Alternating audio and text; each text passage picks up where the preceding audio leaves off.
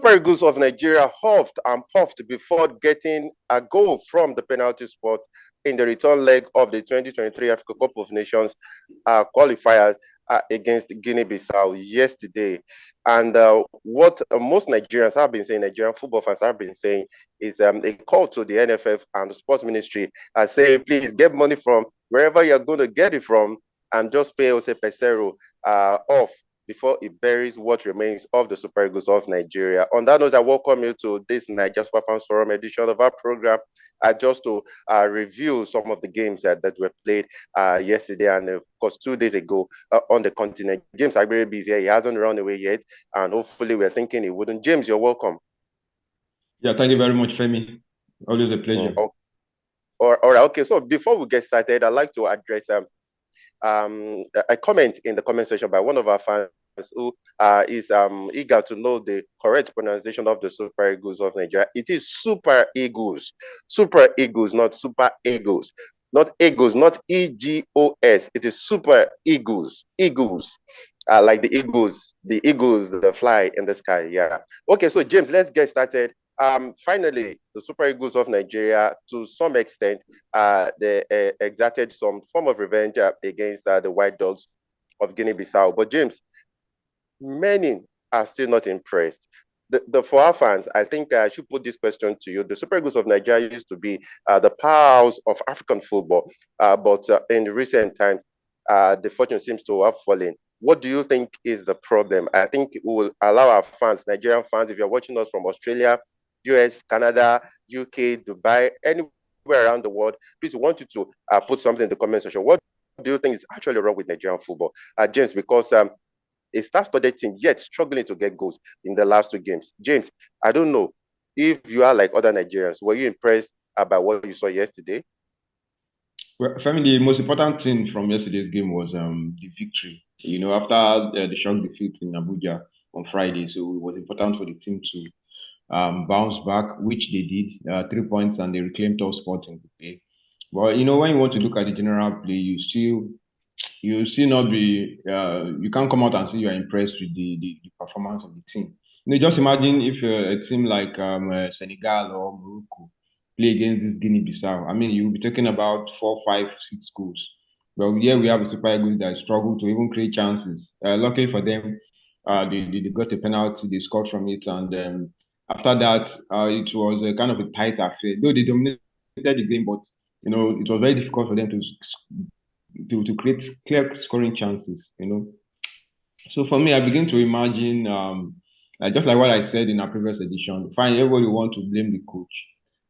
But sometimes when you look at the players, I still feel they're not giving their all. I think we have a set of players who they prefer to save their legs for their club side rather than come to Nigeria and that's where the money comes from. You know, that's where the money comes from. I understand, but one thing again, you can't rule out playing for the national team is a big honor. You know, when the international window is open and you see players going about club side and making reference about their players who are on international duties. I mean, it brings that joy in you. But for me, I think we don't have enough. We don't have the kind of players who are really committed to the Super Eagles. They just feel like they just turn up, give whatever performance they feel they can give, and they just go back to their club side. You know, gone are the days when we have Super Eagles players who are ready to die playing for the national team. And one thing again, there is, I feel the competition in the team is not enough.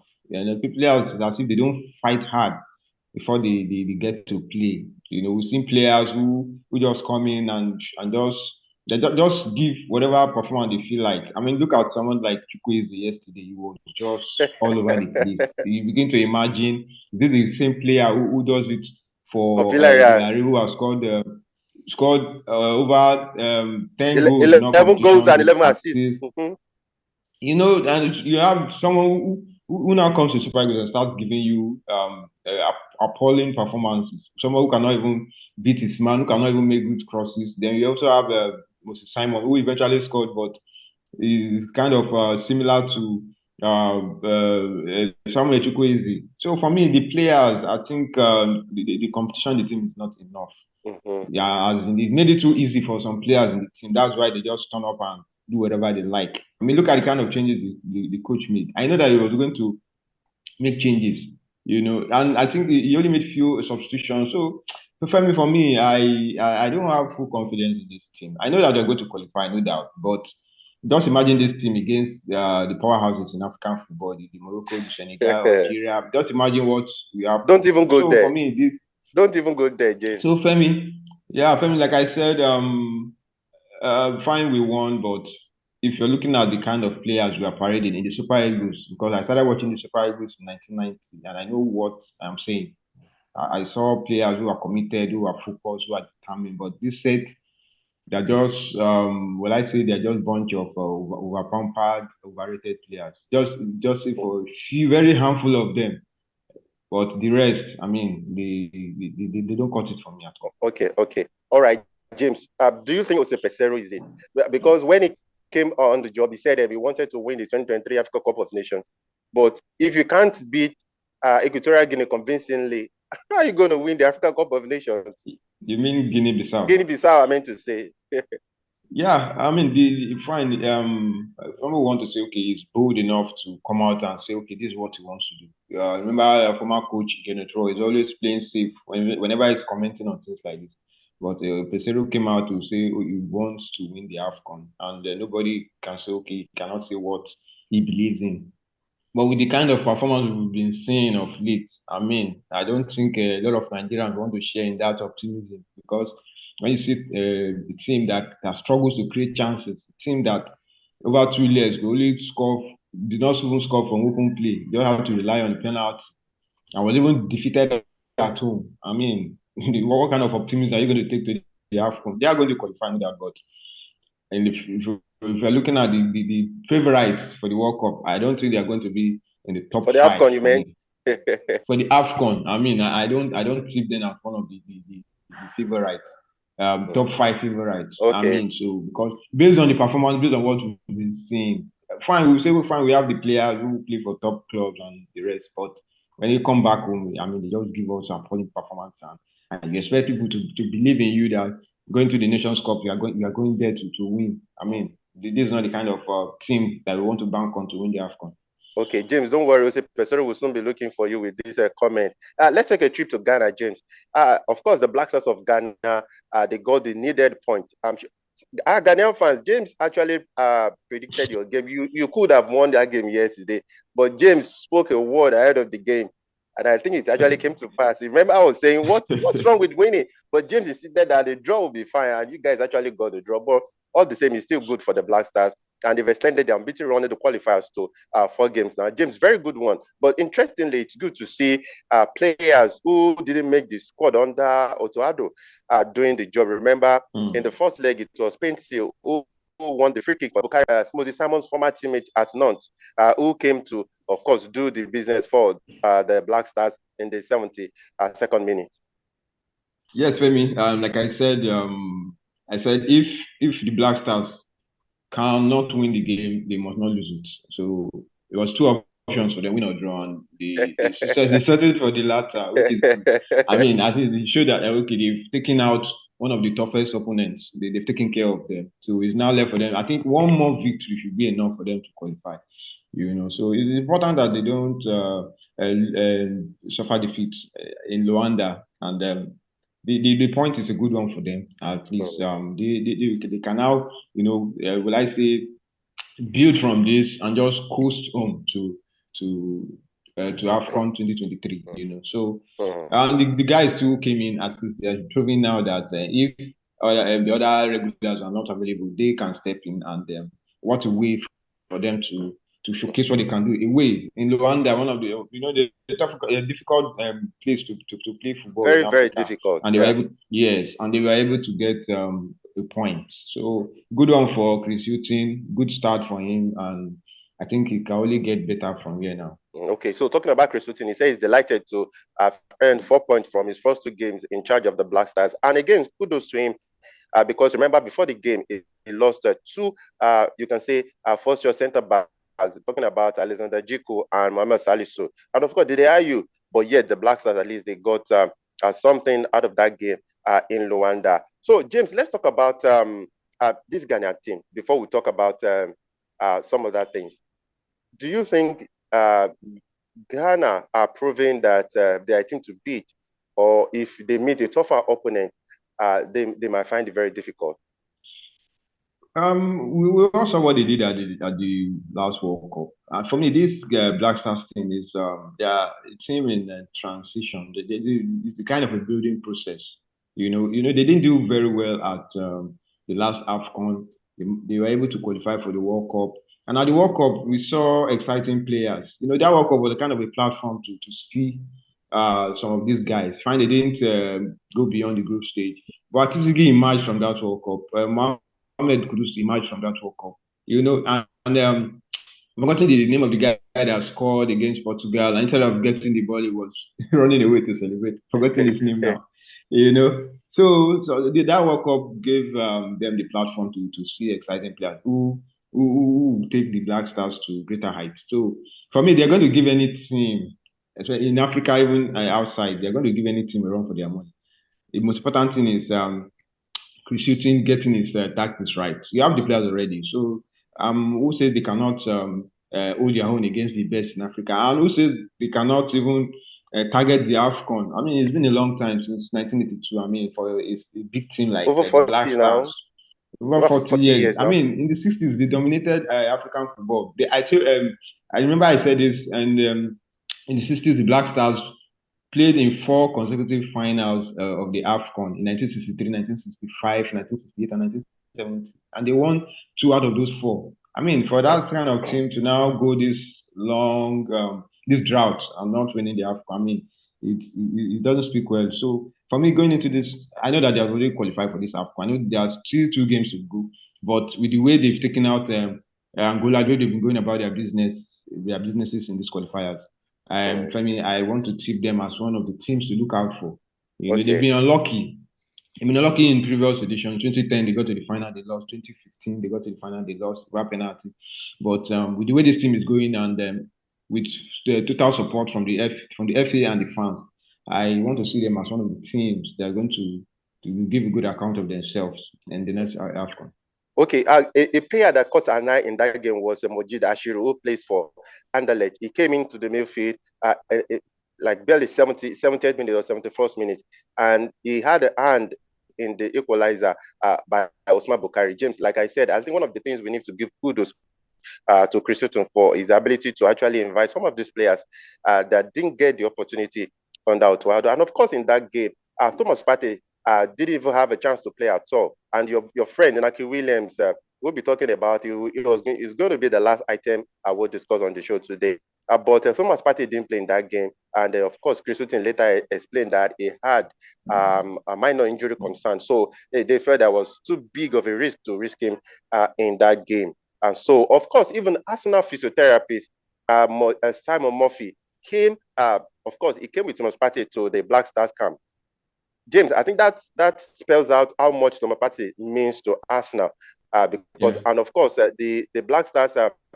I'm sorry, I meant to say the GFA communications director. I'm talking about Tuam now, Simon Murphy Tuam. Yeah, he actually came out to say that the reason why they allowed Arsenal's physiotherapists in the Black Stars camp is because Thomas Partey is on his way to recovery, and of course Arsenal. I think it was an understanding between the two sides, Arsenal and the GFA, to monitor his progress. But James, I think the fact that Arsenal will send their physiotherapists to come to Ghana with Thomas Partey, it spells out how much he is important to the team.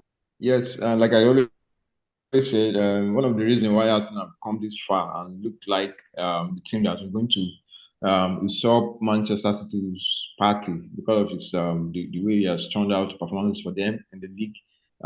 So he has been very vital for them. So they're going to do everything it takes to keep him fit for as the league is about to end now.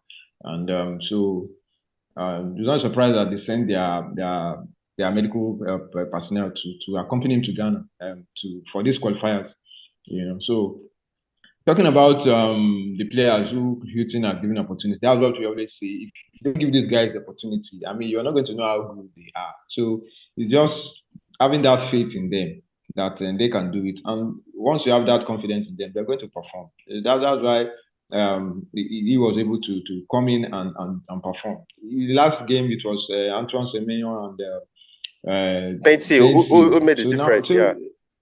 yeah, so you have these guys, just give them this opportunity. And like I said, the Black Stars are going to qualify for the AFCON. It's an opportunity now. I believe they are going to qualify with a game to spare. Why not use the last game? That's if it happens. Use the last game to play all these guys. Leave the likes of Partey, the likes of Kudus. Leave them out in that game. That's if they qualify with the game to spare. You need to give these guys the opportunity to have a run around, to play, So it will be good for their. It will be very good for their confidence. So like I said, good one for them. A good start for Chris Hughton, and we hope that from now on, it's going to be a good outing for the Black Stars. Okay, James, before we leave, let's talk about Naki Williams.